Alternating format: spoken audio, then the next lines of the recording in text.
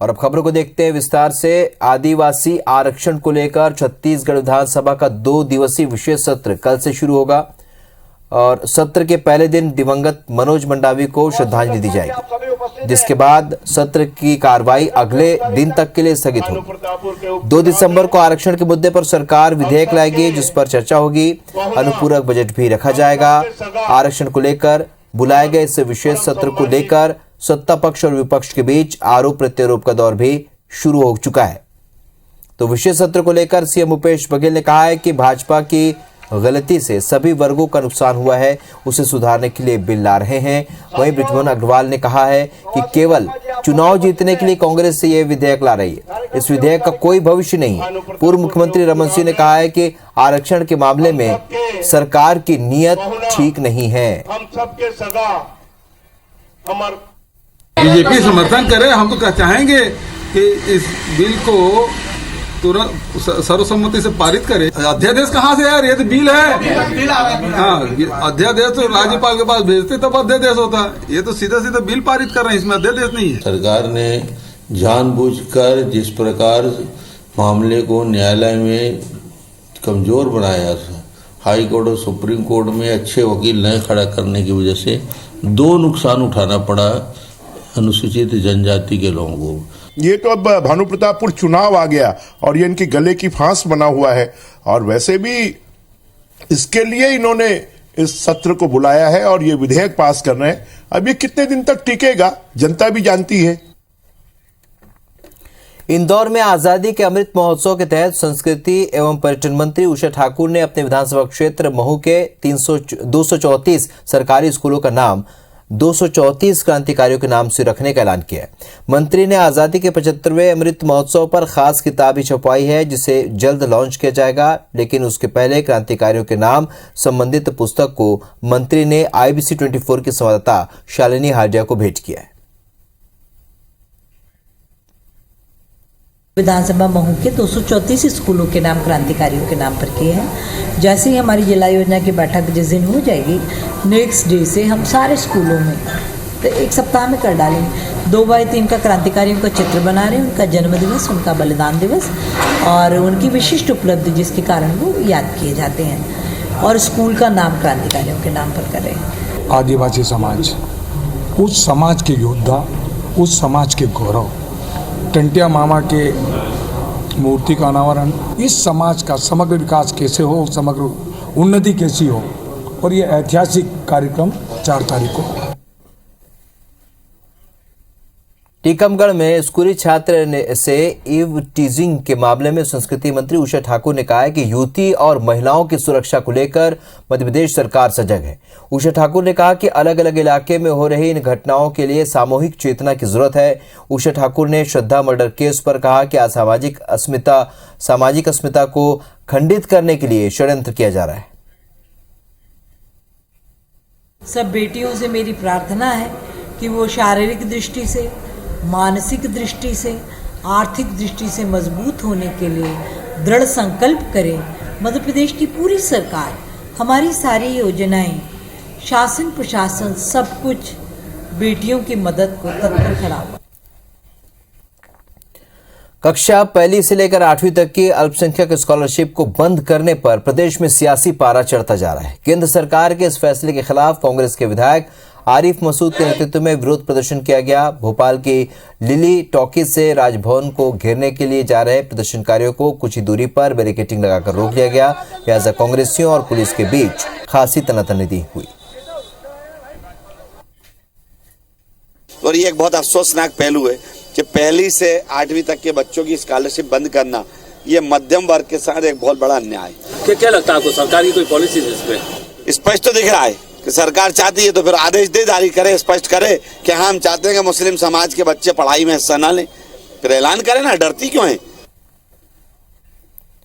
सबसे बड़े church land scam की जांच कर रही EOW ने जबलपुर डायोसिस के बर्खास्त बिशप PC सिंह की बेटी को भी नोटिस जारी कर दिया।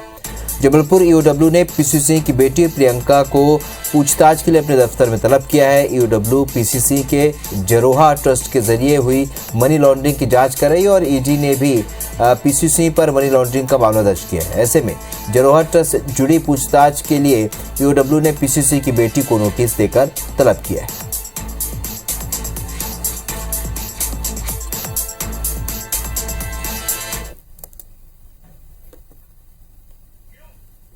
अंबिकापुर जिले के करीब 800 से भी ज्यादा सहायक शिक्षकों की पदोन्नति और पदस्थापना का मामला सुलझने की बजाय उलझता ही जा रहा है। ऐसा तीसरी बार हुआ है जब शिक्षा विभाग ने अपने ही आदेश को वापस लिया है। इधर आदेश वापस लेने पर सहायक शिक्षक न्यायालय की शरण में चले गए हैं और न्यायालय ने पूर्व में जारी शिक्षकों की पदोन्नति और पदस्थापना को सही मानते हुए इस पर स्टे दे दिया है। ऐसे में अब शिक्षा विभाग इस मामले को लेकर जानकारों की सलाह लेने के बाद आगे की कार्रवाई की बात कर रहा है। अभ्यावेदन दिया है कि हमें कोर्ट से स्टे मिल गया है, तो एफिडेविट दिया गया है, तो इसलिए अभी हमको कोर्ट का आदेश मिला नहीं है, तो काउंसलिंग को स्थगित रखे हैं। कोर्ट का आदेश पढ़ के आगे की कार्रवाई की जाएगी। बार बार हम लोगों ने जिला शिक्षा अधिकारी से निवेदन किया कि आप पहले सूची जारी करिए। सूची में शिकायत नहीं थी, बिना किसी के आवेदन के पश्चात इन्होंने सूची को निरस्त किया। इसलिए माननीय उच्च न्यायालय के शरण में कुछ शिक्षक साथी हमारे चले गए, जो कोर्ट ने 4 तारीख के आदेश को स्टे कर दिया है और 2 तारीख को आदेश यथावत रहेंगे। केंद्र सरकार ने मध्य प्रदेश में डीएसपी से डीआईजी पद पर प्रमोशन वाले प्रस्ताव को खारिज कर दिया है। केंद्र से स्पेशल डीजी के 3, एडीजी के 3, आईजी के 2 पदों पर प्रमोशन को मंजूरी मिल गई है। राज्य सरकार ने केंद्र से 16 खाली पदों के अलावा 10 डीआईजी के अतिरिक्त पद पर प्रमोशन का प्रस्ताव भेजा था। इससे 2009 बैच के सभी आईपीएस डीआईजी बन सकते थे। इस पर गृह मंत्रालय ने शासन को 28 नवंबर को जवाब भेजा कि आईपीएस नियम 2016 के अनुसार मध्य प्रदेश कैडर के आईपीएस अफसरों के खाली पदों को भरा जाए। खाली पदों से ज्यादा का नियम नहीं होने से 26 अफसरों को डीआईजी ग्रेड में प्रमोशन नहीं मिलेगा।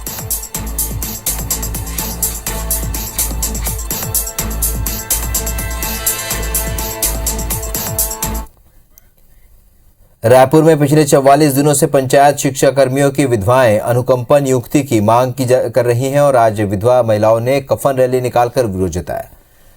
महिलाओं का कहना है कि अनुकंपा नियुक्ति के बगैर बेसहारा परिवार के अरमान खत्म हो रहे हैं।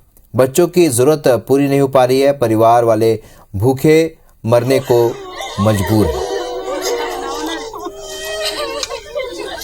अनुकंपा नियुक्ति की मांग को लेकर के दिवंगत शिक्षाकर्मी की विधवाएं लगातार प्रदर्शन करती रही हैं। 44 दिनों से इनका प्रदर्शन जारी है। आज इन्होंने अरमानों की कफन रैली निकाली। अरमान इसलिए क्योंकि दिवंगत होने के बाद उनके परिवार में अब कोई सहारा नहीं है, कमाने और बच्चों को देखने वाला कोई नहीं है। नौकरी भी नहीं मिली क्योंकि उनके पति शिक्षाकर्मी थे और तब संविलियन का नियम नहीं था।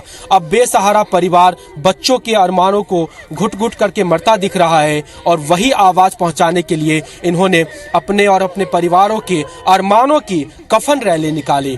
मांगे क्या है, किस तरह इन्होंने कोशिश की, इन तमाम मुद्दों पर बातचीत करेंगे, लेकिन राजधानी रायपुर का ये दृश्य लोगों के दिलों को हिलाने वाला है। क्या मांगे हैं, कैसे इन्होंने प्रदर्शन किया, उन तमाम मुद्दों पे बातचीत करेंगे। सबसे पहले तो यही कि इतने दिन से आप प्रदर्शन कर रही हैं, क्या कहेंगे? सरकार कुछ माने? पता नहीं सरकार क्यों हमारी तरफ क्यों ध्यान नहीं दे रहे हैं सर। हमें 42 दिन हो गए सर। हमारी मांगों को तत्काल निराकरण करना चाहिए सर। अनुकंपा नियुक्ति तुरंत दिया जाना चाहिए सर। ये लगातार इसी तरह से आंदोलन पर बैठी हुई हैं। आज इन्होंने सरकार तक अपनी आवाज पहुंचाने के लिए कफन रैली निकाली, अरमानों की अर्थी निकाली। कोशिश यही है कि सरकार तक उनकी वेदना, उनकी रुलाई, उनकी करुणा पहुंचे और सरकार उनकी मांगों को मान ले। कैमरा पर्सन योगेंद्र के साथ राजेश राज, IBC 24 रायपुर। भिलाई में वेतन न मिलने से परेशान सफाई कर्मचारियों ने नगर निगम दफ्तर का घेराव कर दिया। सफाई कर्मचारी निगम के गेट पर घंटों बैठे रहे और जमकर नारेबाजी की। दरअसल सफाई कर्मचारियों को पिछले 2.5 महीने से वेतन नहीं मिला है। सफाई ठेका एजेंसी ने उन्हें भुगतान नहीं किया, जिससे कर्मचारियों के भूखे मरने की नौबत आ गई है। परेशान कर्मचारी पार्षद दया सिंह के नेतृत्व में निगम दफ्तर पहुंचे और आवाज बुलंद की। पिछले 2.5 माह से लंबित वेतन भुगतान को लेकर एक बार फिर से नगर निगम के बाहर प्रदर्शन हो रहा है। आपको तस्वीरें दिखाना चाहूंगी। ये तस्वीर है नगर निगम मुख्य कार्यालय के बाहर की, जहां पर सफाई कामगार बड़ी संख्या में पहुंचे हुए हैं और अपने लंबित वेतन भुगतान की मांग कर रहे हैं। इनका आक्रोश यहाँ पर साफ तौर पर नजर आ रहा है। पार्षद दया सिंह के नेतृत्व में यहाँ पर पहुंचे हुए। सबसे पहले इनसे बात करेंगे, किस तरह की दिक्कतें हो रही हैं इन्हें। माननीय जिला अध्यक्ष ब्रजेश भूतपिया जी के नेतृत्व में आज खुर्सी पार के 14 वार्ड के लोग आए और बिशपुरिया जी के द्वारा कलेक्टर साहब से लेके आयुक्त साहब से लेके सचिव तमोली जी से बात किया गया और बिशपुरिया जी को उन्होंने पूरा आश्वस्त किया है कि 5 से 10 दिन के अंदर में 2 माह का पेमेंट हो जाएगा। पूर्ण बात यहाँ पर ये सामने आ रही है कि ब्लैक लिस्टेड ठेकेदार को फिर से ठेका दे दिया गया। किस तरह से देखते हैं और आगे किस तरह से आप लोग इस मुद्दे को ऊपर तक पहुँचाएंगे? देखिए, ये तो नगर निगम जो अधिकारी हैं उनकी मिली भगत है। जिस व्यक्ति के पास पहले ईपीएफ नंबर भी नहीं था, ईएसआईसी नंबर भी नहीं था, उसको इन्होंने काम दिया और उसको हटा दिया गया। हटाने के बाद दोबारा एक पार्टी काम कर रही थी, उसको अलग करके फिर से इनको काम दे दिया गया। कामगारों को आश्वासन मिल गया है, लेकिन देखने वाली बात ये होगी कि इस आश्वासन पर कितना अमल होता है। IBC 24 के लिए भिलाई से अनुभूति भाकरे ठाकुर।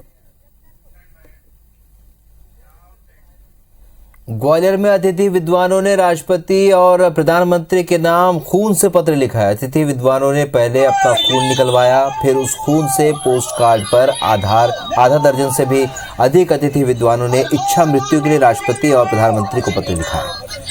इस दौरान रीवा से आई महिला अतिथि विद्वान खून निकलवाने के दौरान बेहोश होकर गिर पड़ी, जिसे अस्पताल में भर्ती कराया गया। अतिथि विद्वान नियमितीकरण समेत अपनी कई मांगों को लेकर बीते 35 दिनों से फूलबाग चौराहे पर लगातार प्रदर्शन कर रहे हैं। तो हमारा बस यही निवेदन है ऊपर, अगर आप या तो हम लोगों का नियमितीकरण करा दो या फिर हम लोगों का जीने का कोई अधिकार नहीं है। तो हमने इच्छा मृत्यु मांगी है, उसमें हमें इच्छा मृत्यु की परमिशन दे दी है। मध्य प्रदेश वन विभाग के वन बल प्रमुख RK गुप्ता के दानिश नगर स्थित बंगले के सामने मौजूद पार्क के 50 पुराने पेड़ों को काट दिया गया, जो करीब 40 साल पुराने हैं। रहवासियों ने पेड़ कटाई के विरोध में घटना स्थल पर विरोध प्रदर्शन किया और विभाग पर गंभीर आरोप लगाए। राजधानी भोपाल में एक बड़ा मामला सामने आया है। इतना ही नहीं बल्कि पेड़ों की कटाई की गई है और ये कटाई सिर्फ 10-20 पेड़ नहीं, बल्कि ये आरोप है कि लगभग 50 से ज्यादा पेड़ों को न सिर्फ काटा गया बल्कि रातों रात जला दिया गया। ये राजधानी के बीचों बीच की घटना जो है वो सामने आई हुई है। दानिश नगर का ये पूरा मामला है और इतना ही नहीं बल्कि जो रहवासी हैं वो यहाँ पर विरोध प्रदर्शन करने के लिए अब जुटे हुए हैं और हमारे साथ लोग जो है वो मौजूद हैं, उनसे यहाँ चर्चा करेंगे। मैडम, क्या है ये पूरा मामला? ये कॉलोनी का पार्क है, इसकी पैरेलल रोड के साइड में ही श्री RK गुप्ता जी का घर है, जिसमें उनको ये तकलीफ हो रही थी, इन पेड़ों की पत्तियां उनके घर में। क्या पोस्ट है इनकी मैडम? ये वन विभाग के मध्य प्रदेश के प्रमुख हैं।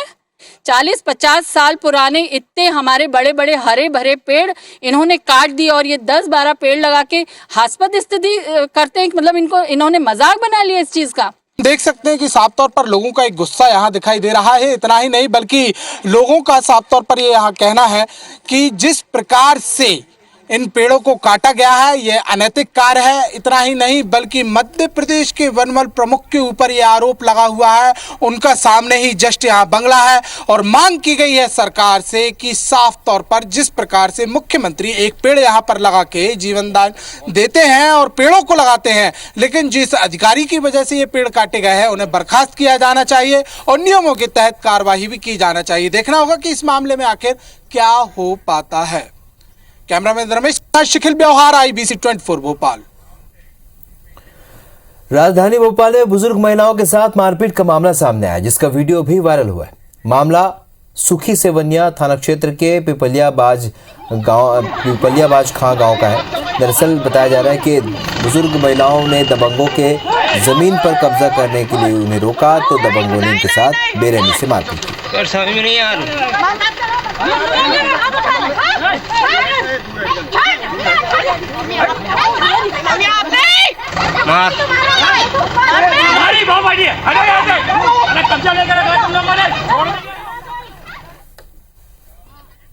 बढ़ते आगे, ग्वालियर के डबरा में दिन दहाड़े एक व्यापारी से लूट करने वाले 4 आरोपियों को गिरफ्तार किया गया है।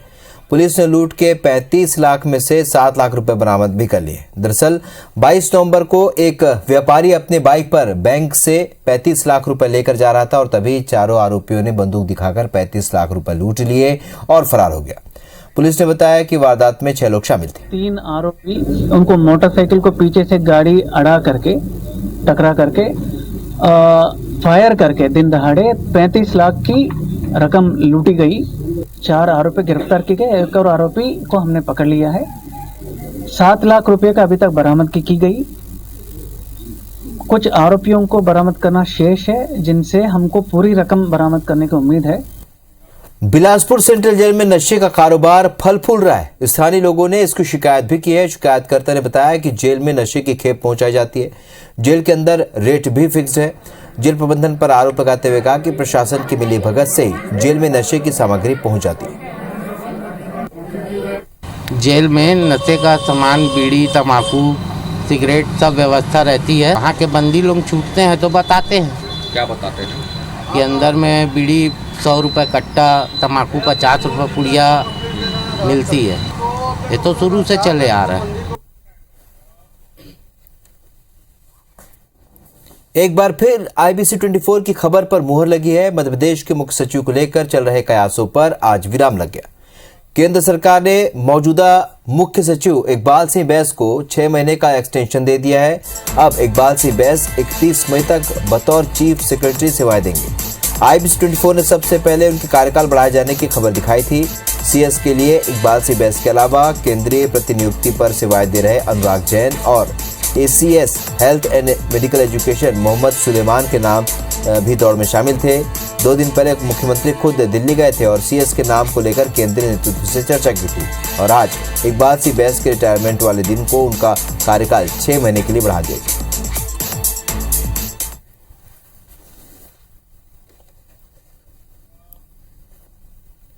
दिल्ली में अर्बन डेवलपमेंट कमेटी की बैठक का आयोजन किया गया। सांसद सुनील सोनी और रायपुर नगर निगम के कमिश्नर मयंक चतुर्वेदी इस बैठक में शामिल हुए, जहां उन्होंने रायपुर में स्मार्ट सिटी के पैसों के दुरुपयोग और भ्रष्टाचार की बात कही। बैठक में जाने से पहले भाजपा सांसद सुनील सोनी ने कहा कि छत्तीसगढ़ सरकार स्मार्ट सिटी के पैसों का दुरुपयोग कर रही है। मोदी सरकार ने 100 स्मार्ट सिटी में रायपुर को भी शामिल किया है और पैसे भी दिया, लेकिन कहीं भी स्मार्ट सिटी नजर नहीं आ रही। सोनी ने कहा कि रायपुर में चौक चौराहों में 50 लाख से 1 करोड़ रुपए तक का खर्च किया जा रहा है, जबकि स्मार्ट सिटी के फंड से duct system, water system, sewerage system पर काम होना चाहिए। रायपुर में अब तक एक भी स्मार्ट रोड नहीं है। अभी तक कोई स्मार्ट रोड नहीं दिखेगा। चौक चौराहों में खर्चा हो गया, गार्डन में खर्चा हो गया, सब टूट गए। 5 करोड़ का बूढ़ा तालाब में फाउंटेन है, लगभग 2 साल, 2.25 साल हो रहे हैं, चल नहीं रहा है। उसके लिए गैलरी बनाए हैं बैठने के लिए, चलेगा तो 100 देखेंगे, बंद है वो। तो ये जितने पैसे जो खर्च हुए हैं उसके आधार पर मैं केवल वर्तमान कमिश्नर को दोष नहीं दे रहा हूं, ये जिन लोगों ने भी किया है। और इसके अंदर में सबसे बड़ा अगर कोई बात है तो वो बात है भ्रष्टाचार।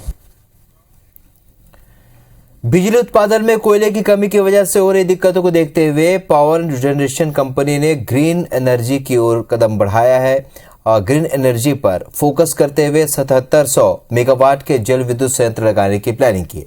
खास बात यह है कि ये सभी संयंत्र पंप स्टोरेज तकनीक पर बेस्ड होंगे। इस संयंत्रों की स्थापना के लिए DPR बनाने के लिए जनरेशन कंपनी ने केंद्रीय संस्था water and power consultancy services limited के साथ MOU साइन किया है। तो इसके बीच में पंप स्टोरेज जो प्लांट है जो फ्यूचर में आने वाला है, तो 5 जगह में उन्हें DPR उनको बनाना है, तो उसके लिए MOU साइन किया हमने। तो ग्रीन एनर्जी से एज ए पंप पानी को ऊपर चढ़ाएंगे और जब पीक लोड के समय, जो शाम के समय बिजली बहुत महंगी रहती है या गर्मी के समय अवेलेबल ही नहीं रहती है, तो उस समय ये एज ए बैटरी काम करेगा, जस्ट लाइक ए बैटरी है, समझ जाइए ये। मध्य प्रदेश के पेंच और बांधवगढ़ टाइगर रिजर्व के बफर जोन में बिना अनुमति अवैध निर्माण के मामले में हाईकोर्ट ने 3 आला अधिकारियों की जांच और कार्रवाई के आदेश दिए हैं। हाईकोर्ट ने अपने फैसले में साफ किया कि अगर तीनों अधिकारियों की जांच नहीं कराई जाती तो याचिकाकर्ता फिर हाईकोर्ट में याचिका दायर कर सकते हैं। मध्य प्रदेश हाईकोर्ट ने आज लैंडमार्क जजमेंट में हमारी जो पिटीशन थी उस पे 2 प्रेयर्स को अलाउ किया है। यह मामला 2015-16 में illegal tiger safari in buffer area of Pench and Bandhavgarh था। जबलपुर के धनवंतरी नगर की रहने वाले अनीता शर्मा 40 से भी ज्यादा आवारा कुत्तों को पाल रही है, जिसका कॉलोनी वासी विरोध कर रहे हैं। अनीता ने शहर के अलग अलग इलाकों से आवारा स्ट्रीट डॉग्स को इकट्ठा किया। कॉलोनी के नागरिकों का कहना है कि रहवासी इलाके के घर में 40 से भी ज्यादा आवारा कुत्तों के रखे जाने से बच्चों की जहां पढ़ाई प्रभावित हो रही है तो वहीं बुजुर्गों की दिक्कतों का सामना करना पड़ रहा है। कम से कम यहाँ 40 कुत्ते हो गए, 6 उसमें 168 में, 171 में 3 दर्जन के करीब। और इनकी वजह से हम लोग बुजुर्ग हैं, 99% यहाँ 60 से और 80 वर्ष से ऊपर के लोग रहते हैं। रात भर भोगते हैं, रोते हैं, नींद हराम होती है। लाचार कुत्ते हैं जो रोड में छोड़े नहीं जा सकते, कोई अपाहिज है, किसी की कमर टूटी है, इसलिए मैंने इनको शेल्टर दिया अपने घर में, लेकिन दया दुख का कारण बन गई है। अनीता शर्मा नाम की एक महिला है जो लगभग 50 साल की उम्र की होंगी। वो अपने घर में बहुत सारे घायल कुत्तों को पाल के रखे हुए हैं। 30-40 कुत्तों की गिनती होगी, लगभग बहुत सारे थे, काउंट तो नहीं कर पाए, फिर भी लगभग 30-40 होंगे। तो वहाँ हम गए हुए थे, हमने उनको समझाया था कि 3 दिन में आप इनकी कहीं व्यवस्था कर लीजिए। तो इस बुलेटिन में फिलहाल इतना, लेकिन ताज़ा अपडेट के लिए आप बने रहिए IBC 24 के साथ। नमस्कार।